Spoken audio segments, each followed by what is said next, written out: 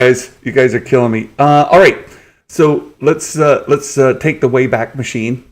We've talked about the Acolyte. We've got your buddy Bespin. Every so often, in the world. Bespin has been publishing some stories that are quite helpful. Just Stories. as far as do the stories. he has two regarding character names in Andor. So the first story came out was about we have. Let me get up here. Here we go. Character names for Andor revealed, courtesy of the trailer. So you turn the subtitles on, you can see who's talking to who, right? So that's how some cutting edge journalism, Bespin Bulletin. You turn on the subtitles. Jeez, is that all it takes to be a leaker these days? Come on. So in here you can follow through and see that we've got a character named Cyril Karn. Right, that's Kyle Solar's character. Fiona Shaw plays Marva, and do you think Tony Gilroy was like writing it while he's like eating breakfast and was like, Cyril, I'm eating Cyril. Yeah, Cyril, that's the name. Cyril, yeah. What? How's he mispronounced in the? They call him Andor. Andor, yeah. in the trailer. Yeah. The subtitles, when it first came out, I actually immediately had the subtitles on to see if it gave names.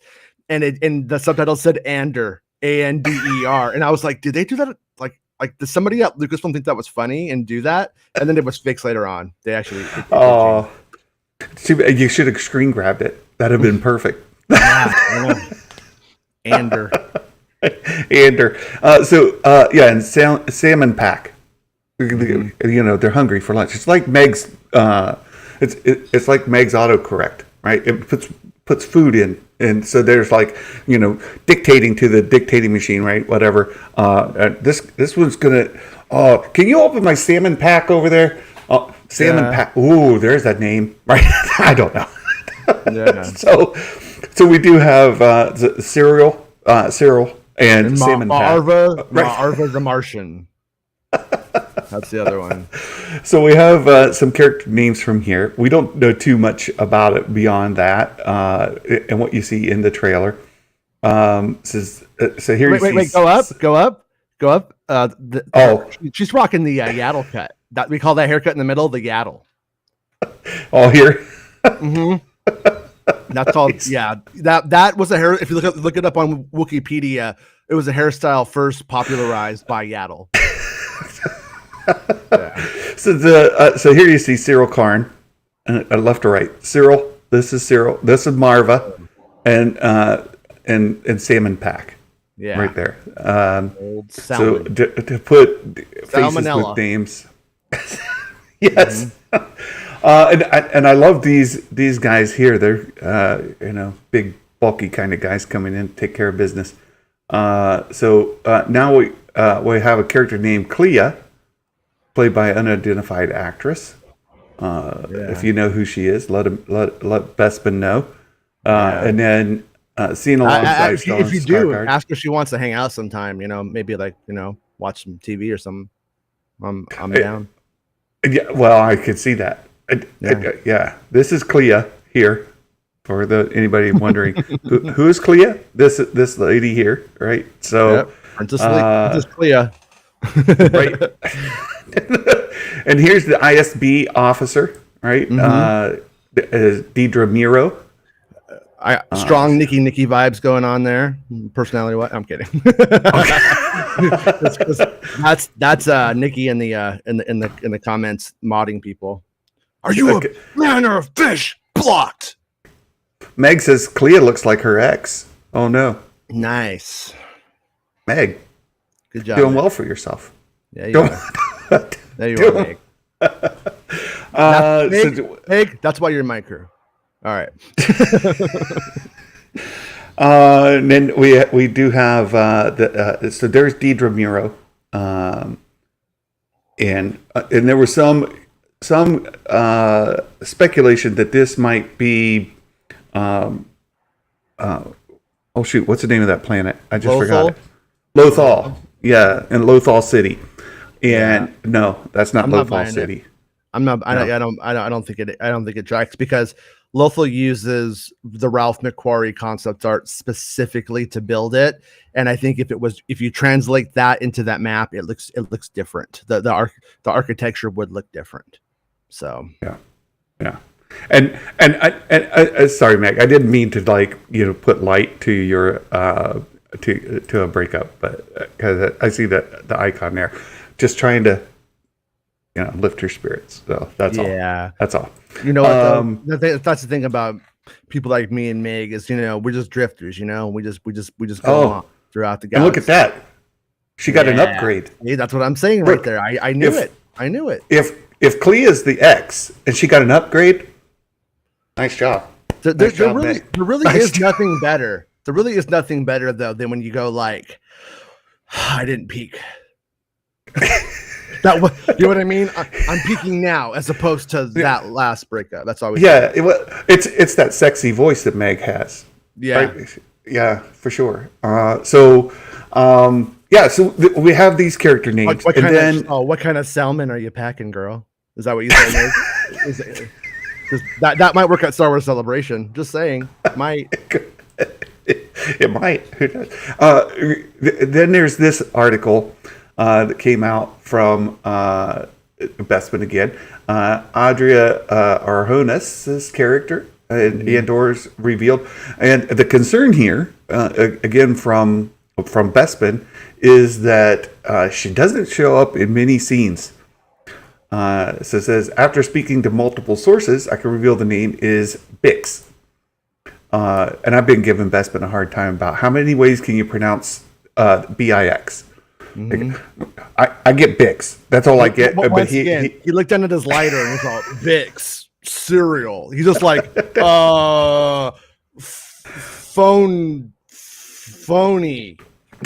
That's the droid's name. Oh, my kid. B2E emo, because that kid's moody.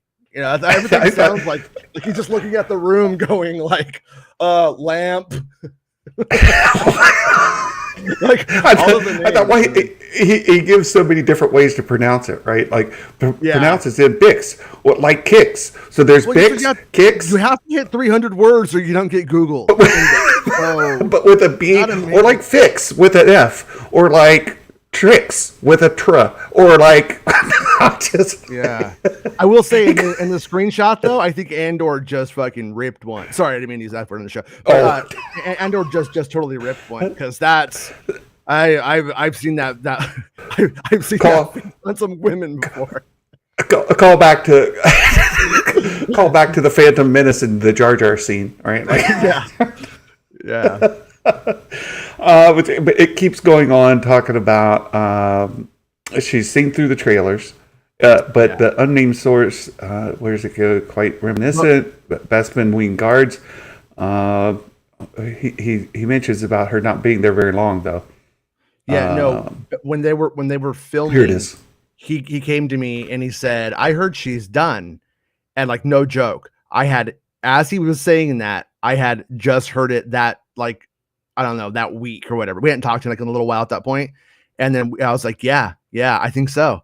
And then I think he like reported it or something like that. And so when you look at the schedule, it turned out, she really wasn't there for too much. But the only thing I would throw out there as the caveat of a possibility is that it turns out they did some filming after they were done on this show. There was like a round of reshoots that nobody got.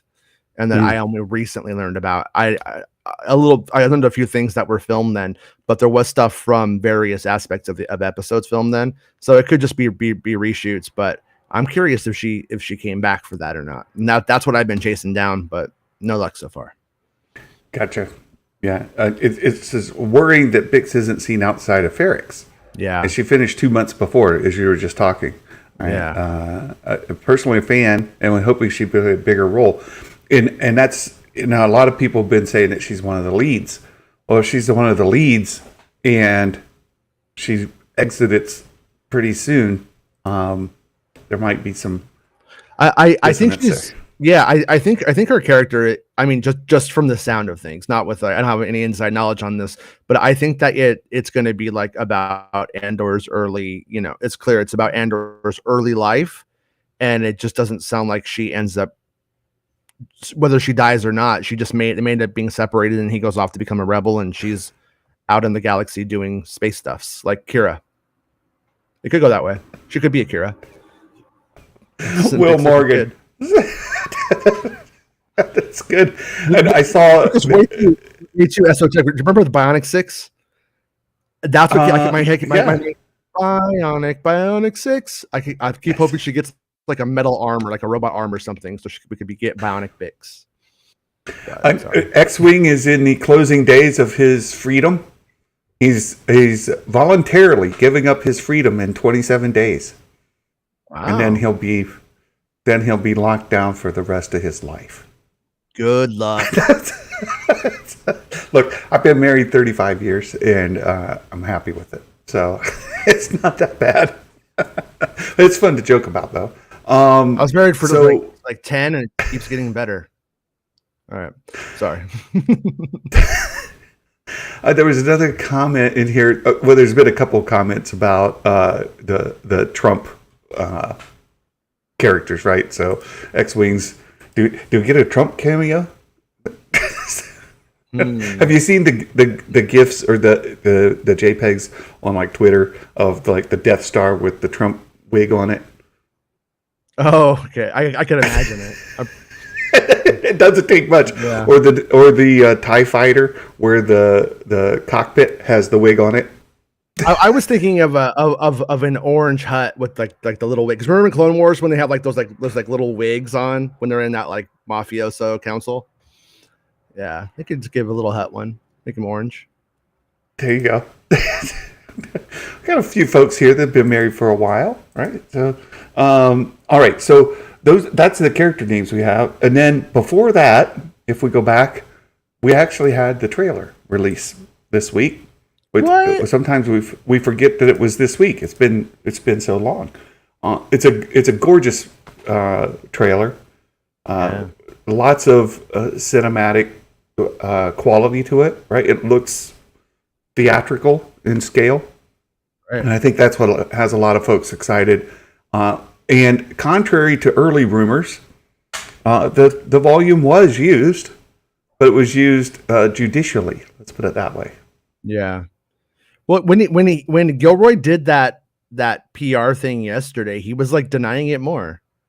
He was like, "Yeah, you make a choice whether you're like a volume show or not. I think the technology is great, but whatever." So something like that, and I was just like, "Yeah, it's just just say what Santa just said. Just say it like that." Yeah. Well, how much of it did he actually? And so that was the other article, and Bespin wrote about it. How many episodes did he actually direct? Yeah, I don't buy that article at all from the trades. I think they got their wires crossed. Right. I think he wrote it, and he's the showrunner, so I think he's telling people what to do. And when just talking about things, I think they got confused. Exactly. So, how many scenes did Gilroy shoot in the volume? None, because how many scenes did he shoot when he wasn't in the volume? Well, also none. Also, I had a source who told me that Mon Mothma apartment complex like uses not just like blue screens, but it uses elements. It uses like the volume to like build the set in. So sure. So it's I'm just joking a little bit. No, but yeah, I don't. Because I'm pretty sure if we like look at it, like do we know what episodes Gilroy was supposed to have directed? The pilot, the first one, and then like 4 others. Is that confirmed, or is that just what the trades were saying? The reason why I say it, because early on that was the thing, is he couldn't get out of New York, and that's when like the trades were like reporting he can't leave, and he can't, if he leaves New York, he can't come back. But we do know that he does end up there. He does end up making it over there. And so what is, I don't know what any of that means. I'm going to guess, being the showrunner though, he probably directed on on it, on all of them. Yeah, I don't think he was actually on set, like directing episodes. He was. I have a picture of it. There's a picture of it. Okay, so we know he's Yeah. a writer and he's a showrunner. Yeah, but I mean, like So- right here, when they were filming the Pinewood stuff, there Yeah. he is, right there. Oh, okay. Yeah, Yeah, I've seen that picture. I've seen yeah. that picture. So he looks like Taika in that picture, but yeah. So he did make it there, and that stuff was the village stuff was filmed pretty early on, so he did get there earlier than I thought he did, anyways. But or was that during the reshoot? I have no idea. So it's pretty confusing. Yeah, and Right, yeah. I heard you talking about this. I think this might be an actual like a manufacturing building where they make stuff inside of it, comes out, and then that big crane comes by and picks it up and carries it off. Yeah. Door closes, they make something, it opens, it comes out, they pick it up and carry it off. And you can see back in the back that crane, right? To Matt's point, during the season 1 of The Mandalorian, I probably saw Jon Favreau directing 15 times, and he didn't direct one episode of The Mandalorian.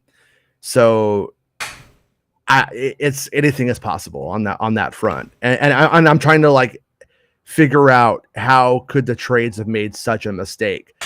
But the trades also said that Darth Maul was like the villain of Kenobi, and that was at one point, and that was never true. Well, I thought Bespin explained it best. Just like we know he Bespin, wrote 5 episodes. Bespin. Yes, 2 tubes. But I thought that he explained it best. Like there's 4 episodes we know he wrote the pilot and 3 others.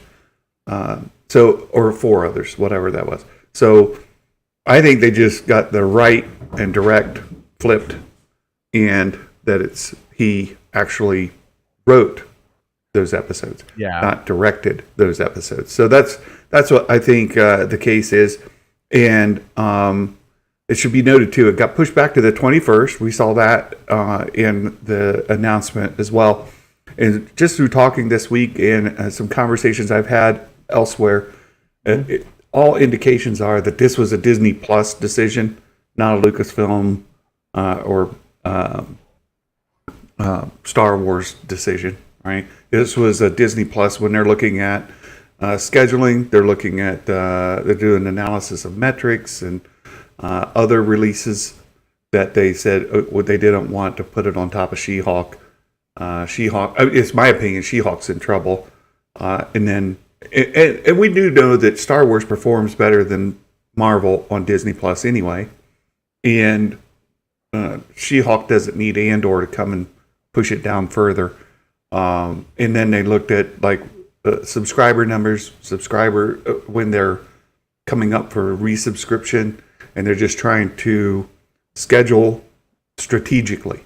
And so it was a strategic move in scheduling on Disney Plus's part. Nothing to do with production of Andor. And once again, we know like it's not post-production because journalists already have the 4 episodes and the visual effects are completely done. So like that part of it, just that. So after you get down to it, it's a strategic move. I mean that's all that it was. Is they looked at they read the room for streaming services. I mean, you got Lord of the Rings and Game of Thrones. Why? And then if you were to release, then you could just wait 3 weeks, and then you don't have any of the problems that you may go up against. So it would be like we want to hope that people only watch one show and it's ours. Like, but it's not really how it's going to go. And at the end of the day, it's going to come down to the ability to cover this stuff. I mean. And when I looked into it a little bit, and that was what I got back. I didn't get any metrics or any of that stuff. I got that it was simply about coverage and the ability for journalists and big outlets to actually cover it. Like, and they've been covering Star Wars for a long time.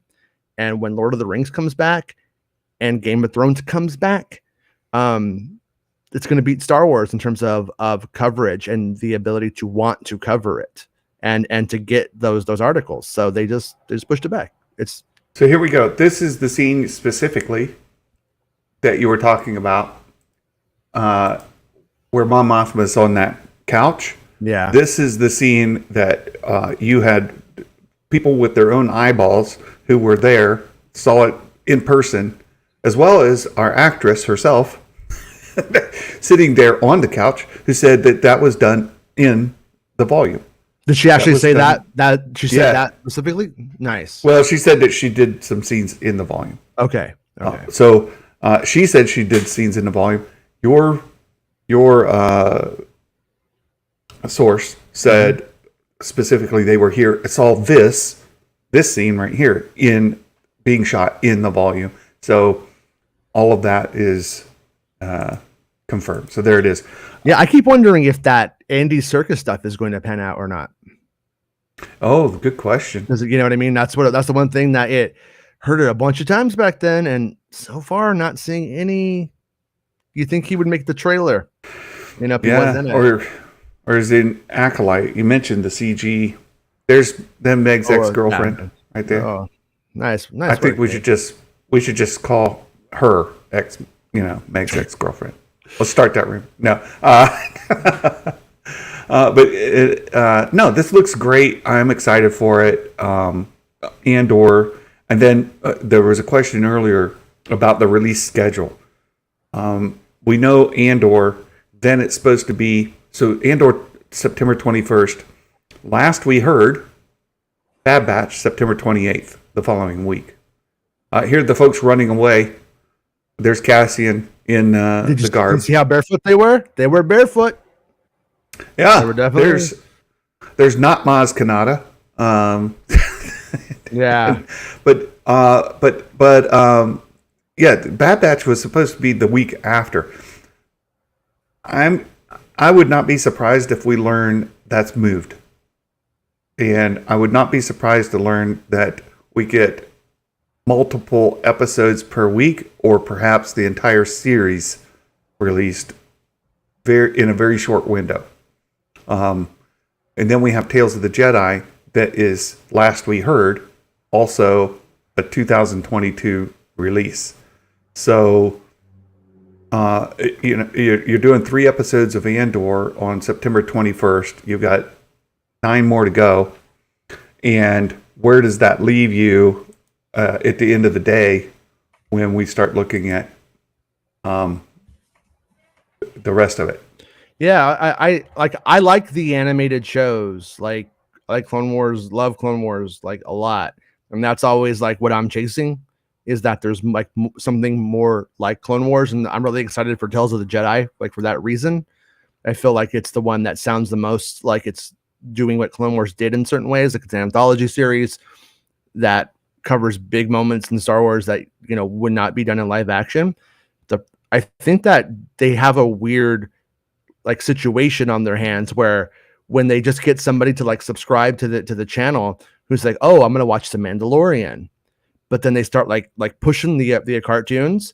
There are some people who they could push the cartoons on and would be like, oh, I'm into this. I didn't know that. I'm gonna watch it all. But at the same time, most adults won't watch cartoons. They just won't do it.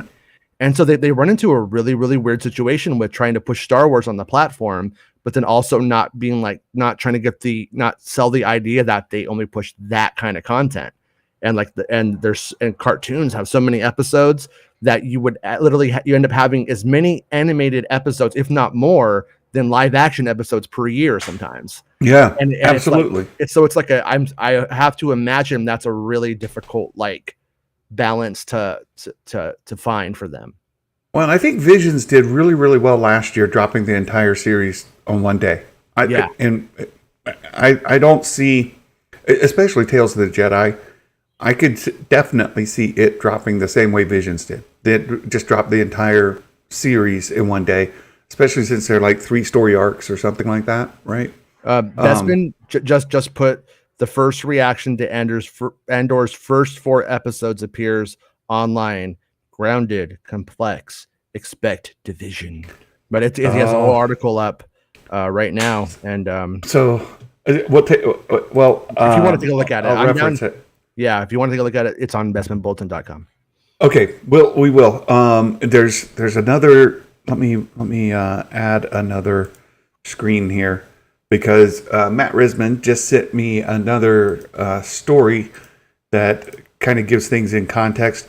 I'm not going to read this one in full, but maybe we'll post this on our Discord for anybody interested. He said, here's the whole context behind the volume comments and the Trump business. It's in this article. Here you can see there's the cover to the article, and then it's a several page split.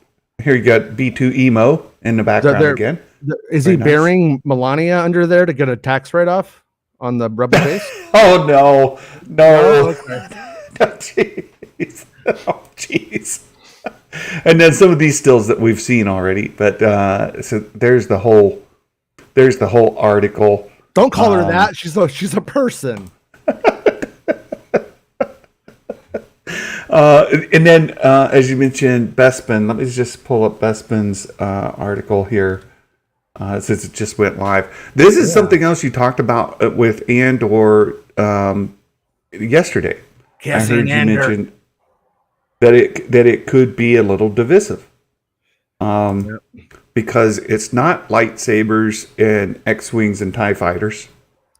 Right? There are some TIE fighters in it. The one person I know who's seen it isn't into it. It's just like it's slow. It's kind of plotting. Oh no, that was there. I'm like, let me watch it. Let me come over. Come on, I'll bring pizza. Right. And I wanted to highlight Baymax's comment here because it said if they put Plagueis in the Andor, the trailer, then I get hyped. What are the chances? And Meg has kind of hinted that they could, but I don't know that they will. Put part of Snoke's backstory into Andor. No. No. I think it's going to be completely like I don't know. I could be wrong. We'll have to see what this says. I think it's going to be completely like genre based. So I don't think like the mystical stuff is gonna touch this one. Maybe I'm wrong though, but. Yeah, and you got to keep in mind. So Bespin is reporting here. So the first four episodes were given in the screener. It says reset era user Ramala took to the forum to give her brief thoughts. First 4 episodes. The user has previously shared reactions to other films as Miss Marvel, The Sandman. That's something I'll probably watch this weekend, but. Here's Reset Era's comments. So keep in mind, this is Reset Era, this one user. If you know much of that user, said, I've seen the first 4, and it's the most serious, grounded thing Star Wars has ever done. Feels more like an English-made espionage thriller than Star Wars. Now, look, we've known for some time it's a spy thriller from the same dude who did. Why did I just lose the name of it? His other spy movies. Yeah, I can't lose him for it right now, but I know it's like Mickey Walton or something. No, it has like a name. I mean, it's not thinking of the Jason Bourne stuff, right? That's the Jason Bourne. Oh my goodness, my brain. So he's done the Jason Bourne movies, and if you've seen the Jason Bourne, what's that other movie he did? He did that other movie, like Tony Gilroy, didn't he? Oh no, I'm thinking of Christopher McQuarrie. Never mind. Sorry. Yeah. So he did Rogue One. Michael Clayton. If that's the other one. Michael Clayton. But Bourne is a spy thriller, and they travel through different countries, mostly European countries. So I could see this feeling very. In my head, I'm making this connection to Jason Bourne. Spy thriller. Now we're going to put spy thriller into Star Wars. We're going to put Jason Bourne into Star Wars. Maybe I'm overreaching. Jason Ward, not Jason Bourne. Every time I hear it, I think somebody's saying my name every single time. Yeah. So English-made spy thriller, espionage thriller. It's totally unconcerned with giving you fan service moments. that doesn't surprise me either, because Gilroy has said he is entirely uninterested in Star Wars. Not his jam. And yet he did Rogue One, and now Andor, of course. Instead, it wants fake fan, not going to watch it. Fire Kathleen Kennedy. This is stupid. Oh boy. Well, there's that too. There are people already on the, have the pitchforks and the torches out, and they're already putting the their what is it? They're not going to watch it. Right? Pretty much everybody who did Rogue One was hypercritical of the writers, were hypercritical of Star Wars during the prequel era, and just weren't interested in it. Yeah. And like I was saying, that's not a bad thing. It's actually a good thing, because whatever it was lacking for them, they are going to theoretically bring to it. And then that just makes Star Wars better for us. And then if the good stuff becomes things that Dave Filoni could go riff on in his little jazz version of Star Wars, where he just takes little parts and puts it all together. It actually, I think it's positive. Yeah, well, let's be clear about it. I mean, look, you go to Rogue One, the Vader's hallway scene at the end, and to Nikki's point, right, you have to earn it. It has to be part of the story. It's earned, and it is part of the story. I think that's why people accept it, and they're so excited about that scene. It's one of their favorite scenes in all of, especially the Disney era of Star Wars. Which scene? The Vader hallway scene at the end of Rogue One. But the Ponda Baba, Dr. Evazan one, since we are talking about Gilroy's film, that one, I don't mind. It doesn't make me mad. It doesn't bother me or anything like that. But it is like, that is the most, like, I think, egregious one they've ever done at the same time. Yeah. So we go into the story. It says, instead, it wants to delve into what's like for the bit players in the universe, to wake up every morning and go about their day. This is not space opera. It's more space drama. Well, spy thriller, right? It's slow, deliberate, complex for Star Wars, and asks the viewer to do some work. It actually humanizes roles that are traditionally cartoon evil. Hey, that sounds great to me. Yeah. Like, not cartoon evil. People want more serious Star Wars that feels more adult, from the sense that it's mature. Like, it's not cartoony. It's not, dumbed down. They want Star Wars that engages your brain and makes you think. So to me, all those are good words for the fandom in large. It says, it's attempting to tell a grown-up story, and I think a lot of fans are going to hate it. Both Gilroy's presence is all over this thing. It's got cinema vibe that core Bourne movies had going for them. Look, so cinema verite vibe. That means it's going to, like, actually go with that, like, it's almost pretending to be a documentary at times. It's kind of like what I think they're trying to say right there. So very good. Yeah. And it says that the core Bourne movies had going for them. Look, all of that excites me. And again, hopefully I'm not getting overhyped with the connection to Bourne, right? Like, maybe it doesn't go full in Jason Bourne. I got to remember, the main character here is Cassian Andor, not Jason Bourne. Will Cassian Andor be a fill-in for Jason Bourne? I don't know. Right? Maybe I'm making a really bad connection there that I shouldn't. So I'm just trying to warn myself. Right? Says it puts you in the world like nothing before. Whether the world can hold up to that level of scrutiny is up for debate, but it's fascinating. I like that. The user also added, in response to a comment, they believe a 3-episode premiere for the series was needed, as the 3 episodes served as an entire story arc, and compared it to a movie. Look, So, and I would say that that the first story arc is going to probably be Mon Mothma going parallel to Cassian's upbringing, to Cassian becoming an adult thief, and Mon Mothma's story, and then where they converge. I think that's probably the first 3 episodes arc, I'd say, based off of what they've said officially. Perfect. Further on in the thread, the user praised the writing as the heroes can act like villains or vice versa. On the subject of characters, the user referred to the titular character. This is Meg's favorite word. Bespin just wanted to say tit. I know this. I know that guy. No, that's. I know him. No, he's just like Meg. He's one of them. I drink tea all the time, kind of persons. And that's what I write favorite with a U in it. Yeah. Oh yeah. I put you in favorite, whatever. These colors don't run. Referred to the titular character as the least interesting. Just messaged me. He confirmed it. I didn't want to say tit. Good boy. Least interesting when compared to Mon Mothma and Stellan Skarsgård's Luthen Rael. So, it bears saying, look, this is an ensemble cast. It's an ensemble story. This isn't a narrative of only Cassian Andor. And when it feels like you're getting Mon Mothma's story arc, as you just mentioned, the first 3 could be her story arc in here, largely.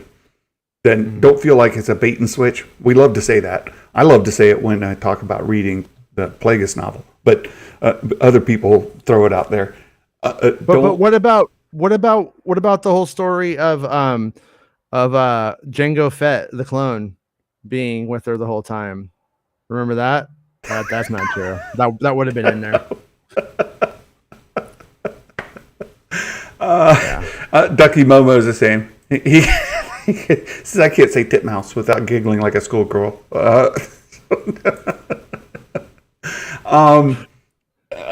So of the first 4, Luthen, Mon Mothma are definitely the Rebel MVPs.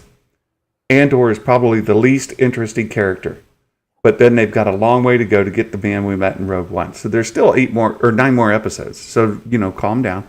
Or 8. They saw the first 4 in the screeners. There's 8 more after that. So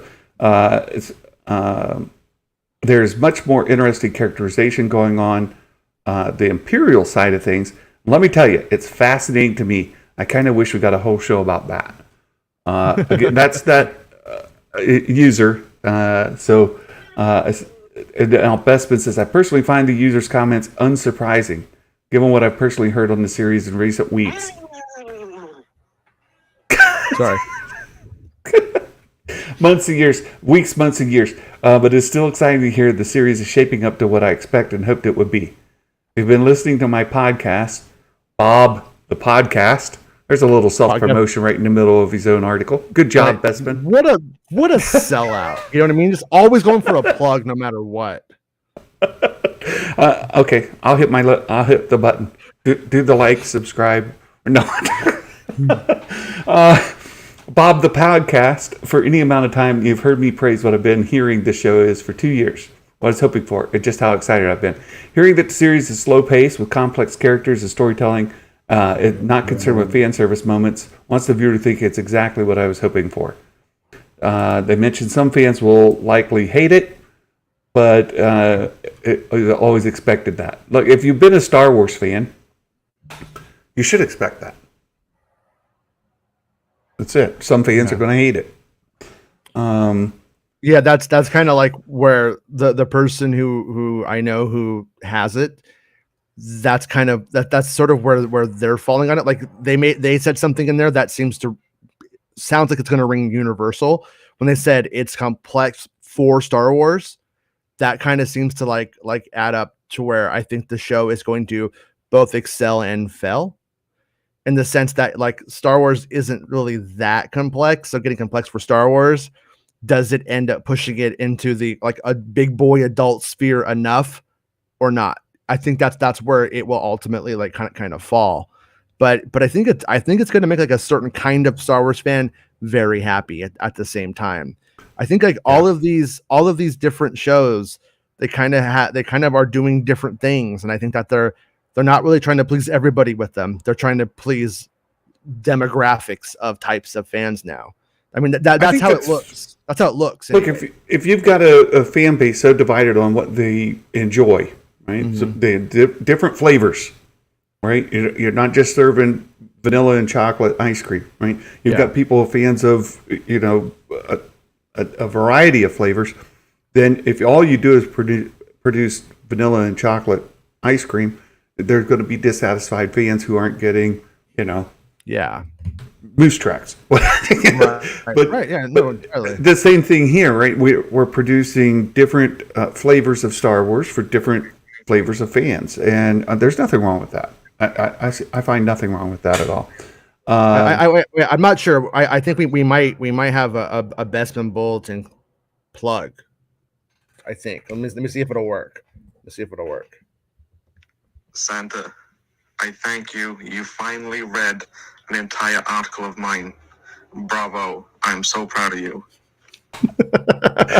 Thank you, Bespin. I've been waiting to redeem myself with Bespin, because normally I just kind of scan through and pick out a couple points. I said, this thing he said was really brilliant. You can ignore the rest. No, this time I read the whole thing. So the whole thing. I mean, he puts yous in favorite. He adds extra work. So right. I know. So it's all good. There's I think that wraps up our Rogue One content.